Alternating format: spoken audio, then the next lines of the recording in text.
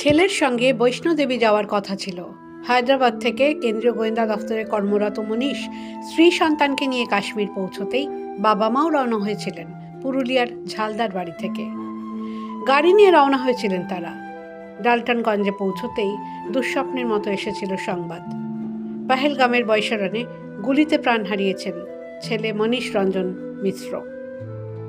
তারপরেই গাড়ি ঘুরিয়ে ঘরে ফেরার পালা। ঝালদা পুরসভা এলাকার ৫ নম্বর ওয়ার্ডের পুরনো বাগমন্ডি রোডের বাড়িটার ছবিটাও বদলে গেছে রাতারাতি।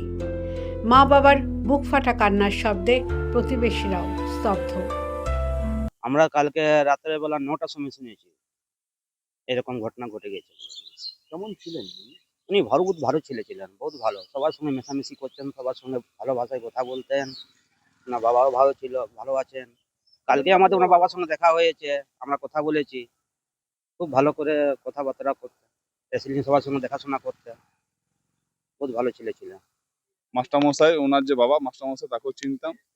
আর ছেলেটা খুব ভালো ছেলে ছিল, মানে ভদ্রলোক যিনি মারা গেছেন আমাদের। কালকে ওরা যেতেছিল পুরো প্লেন, মানে বাইরে ঘুরতে যাওয়ার জন্য। ওরা কালকে ট্রেনে রাত্রেবেলা ফিরে এসেছে। মানে ওইখানেই যাওয়ার কথা ছিল? না, ওর ঘুরতে যাওয়া ছিল, বৈষ্ণোদেবী বা এই টাইপের কোনো ঘুরতে যাওয়ার প্রোগ্রাম ছিল।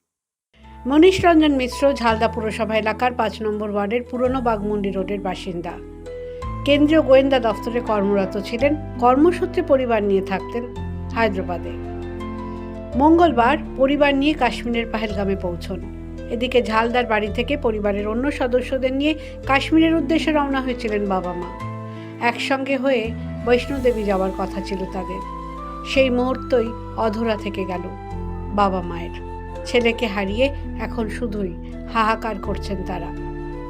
The world bureau.